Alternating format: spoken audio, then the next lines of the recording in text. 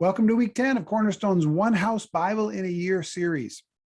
This week we finished the Bible's fifth book, Deuteronomy. We'll be looking at Deuteronomy 18 through 34.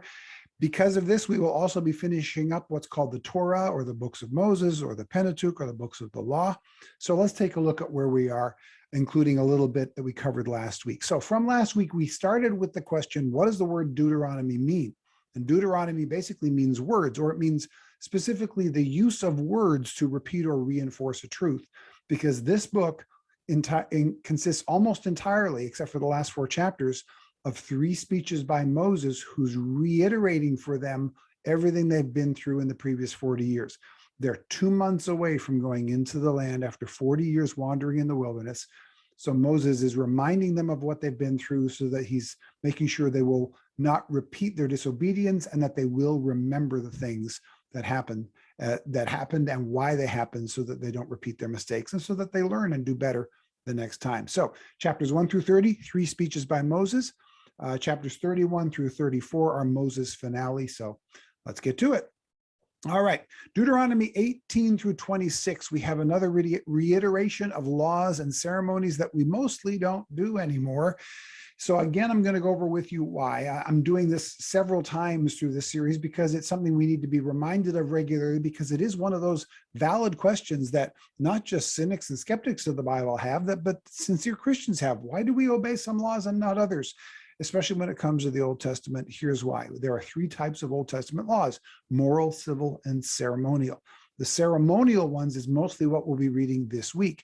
These are ceremonies that were done at that time for those people in anticipation of Jesus' sacrifice.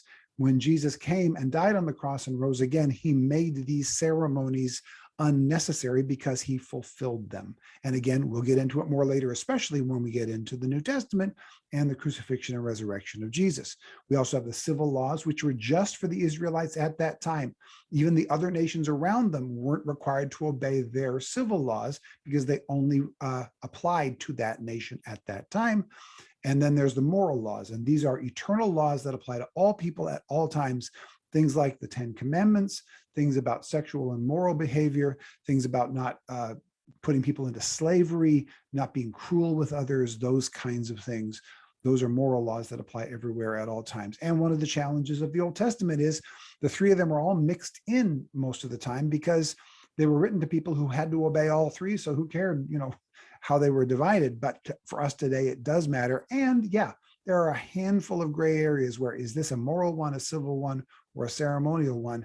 But 99% of them are really, really clear. So as you're going through it, look for the basis of all the laws as we read through them this week, because even the ceremonial laws can teach us something if we pause and go, I don't understand why they can't mix 2 different fabrics in the same clothes, but then ask, okay, this is a ceremonial law. I'm not worried about that today.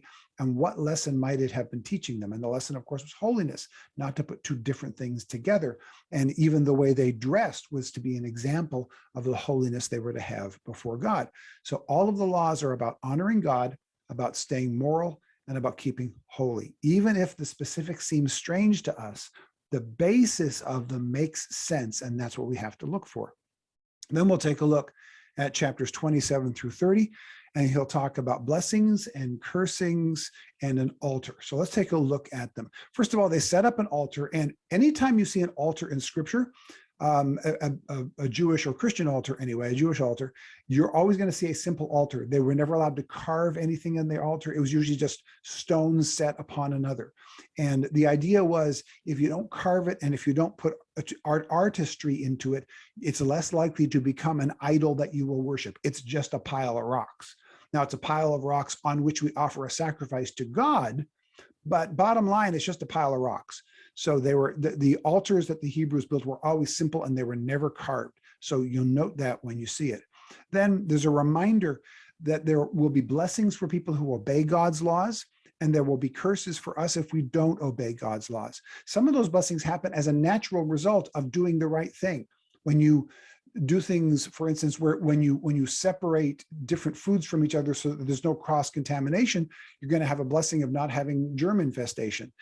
And if you do it, you will have the curse of germ infestation. So sometimes the blessings and cursings are the natural result of those behaviors. And sometimes they are things that God brings upon us because we blessed him, or brings upon us because we didn't obey him. Okay. So you'll notice that as you go through. You're then going to see in chapter 29 a renewal of God's covenant with his people and the blessings that he wants to give them because of that covenant. God gave them a covenant because he wanted to bless them, and through them he wanted to bless the entire world. So he's going to show us that again in chapters 29 and 30. And then chapter 30 ends with this wonderful verse. God says this to them: I have set before you life and death, blessings and curses.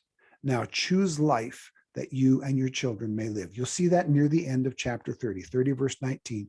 And what's wonderful about that, aside from the beautiful poetry of that phrasing, is that God always gives us a choice.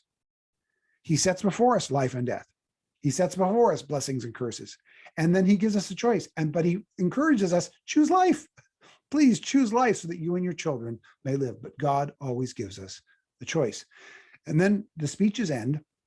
And in chapters 31 through 34, the last 4 chapters, we have a farewell from Moses.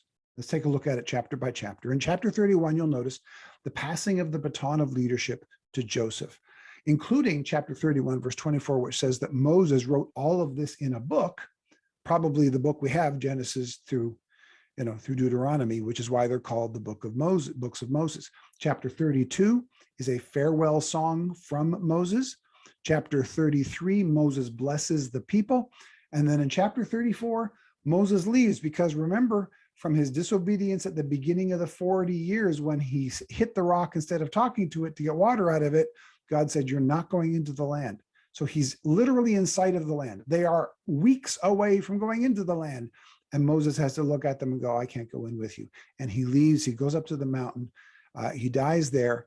But take a look at actually what happens, what the Bible says about his body at that time. It's important because we will see this come back again later, all the way when we get to the New Testament, months from now.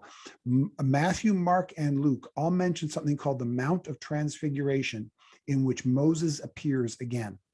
So a couple thousand years, almost a couple thousand years after he's died. In fact, just about 2,000 years after he died, we'll see Moses again at that one time. Matthew, Mark, and Luke at the Mount of Transfiguration. So remember that. So take a look, take note of what happens to Moses' body, because that will matter, okay? Now, as we conclude, take a look at this week. Note God's provision. Note that even in his punishment, God does so to provide for us. Like any good parent, even his punishments are designed to make us better. Also notice that we're closing out all the books of Moses. So remember what's happened so far. Remember that this is the conclusion of a story that began with, well, it's the conclusion of this chapter, this major chapter of a story that began with creation, then went to sin, to the destruction of the planet through a flood, to us striving to become gods. And then, as God always does, he chooses someone to bless us and to do something special. Then even as Abraham and his sons fail over and over, God stays faithful. Through this 400 years of slavery, then God chooses a deliverer, an imperfect one to be sure, but he chooses a deliverer. And even then we blow it and we got to die off for another 40 years. And yet now, even after all of that, God says, I'm still going to bring you into the land. Remember that what we've covered already covers thousands and thousands of years. In fact, just to give you an idea of the timeline, Jesus comes as far after Abraham as we come after Jesus. Let me say that again for you. Jesus is as far removed from Abraham as we are from Jesus. We have this thing of looking back and going, oh, Bible times, like it all happened within a short period of time. No, when Jesus looked back to Abraham, he looked back at the same amount of time as we look back at when we look back to Jesus. 2,000 years separates them. So these are big passages of time that happen during what we've looked at already. So how do we know all of that? Well, because of the so-called boring genealogies, more of which will come, but that's how we can put these timelines together and get some sense of the size and scope of what's happening here. It also tells us that God's timing is never what we want, but it's always for the best. It always takes longer than we expect, always does, but it's always for our best. So What I want to encourage you as we get now to the end of this big section of the Bible, the books of the law, the Torah, the Pentateuch, is if you have been enjoying this so far, if you've been getting something out of it, we encourage you, first of all, make sure you subscribe to it so that you get regular reminders if you haven't done that yet. And if you'd pass it along to someone else that you think might benefit, maybe a Christian who wants to dig deeper, or someone who has had questions about the Bible, or you think might be interested in knowing about the Bible, who doesn't know anything about it at all, but would like to hear how Christians approach the Bible, or someone who you know who maybe has never read through the Bible and might need some help. But subscribe, pass it along, and then we hope we'll see you again next week. Thanks.